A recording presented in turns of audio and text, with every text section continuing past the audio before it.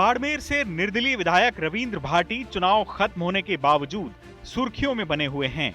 मतदान संबंधी गड़बड़ियों की शिकायत लेकर भाटी ने पिछले दिनों बालोतरा में एसपी ऑफिस के सामने धरना दिया था, जिससे वहां चक्का जाम जैसे हालात पैदा हुए थे।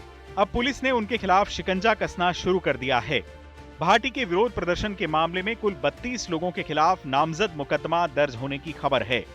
भाटी पर आरोप लगाया गया है कि उन्होंने धारा 144 का उल्लंघन करते हुए बड़ी संख्या में लोगों के साथ प्रदर्शन किया, हाईवे जैम किया और राजकार्य में बाधा पहुंचाई। यहीं से भाटी की मुश्किलों की शुरुआत भी हो चुकी है। भाटी का कहना है कि सरकार सबकी आवाज दबाना चाहती है, लेकिन वो इसमें कामयाब नहीं होगी। सरकार सबकी आवाज को दबाना चाह रही है, पर मैं आपको बताना चाहूंगा कि ना ऐसे कभी दबे हैं, ना कभी दबेंगे।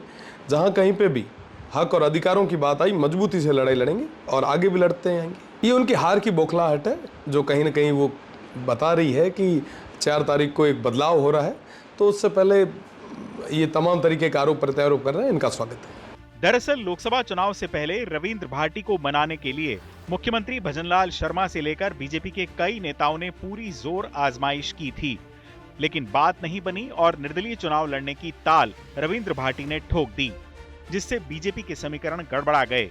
उसके बाद से ही बीजेपी लगातार भाटी से खफा नजर आ रही है।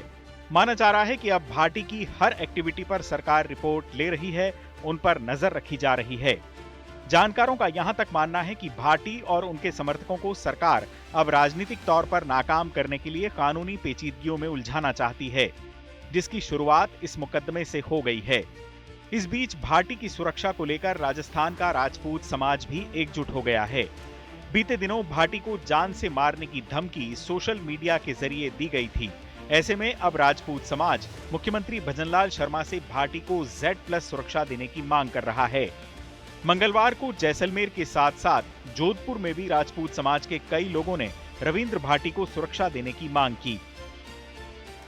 मैं तमाम साथियों से निवेदन करना चाहूंगा कि चुनाव हो चुके हैं, बहुत बढ़िया तरीके से हुए हैं। अब शांति व्यवस्था को आप बनाए रखें, सौहार्द को बनाए रखें, भाईचारे को बनाए रखें। बाड़मेर जैसलमेर लोकसभा सीट पर रविंद्र भाटी ने बीजेपी और कांग्रेस दोनों के उम्मीदवारों के सामने शुरू से कड़ी चुनौती पेश की थी। रैलियों और जनसभाओं में उनको मिलने वाले जनसमर्थन ने पूरे चुनाव में सुर्खियां बटोरी। अब भाटी दोनों पार्टियों के निशाने पर हैं। चुनाव के नतीजे तो 4 जून को आएंगे, लेकिन संकेत साफ दिखाई देते हैं कि आने वाले दिनों में भाटी और बीजेपी की अदावत और ज्यादा बढ़ने वाली है। चुनाव आज तक।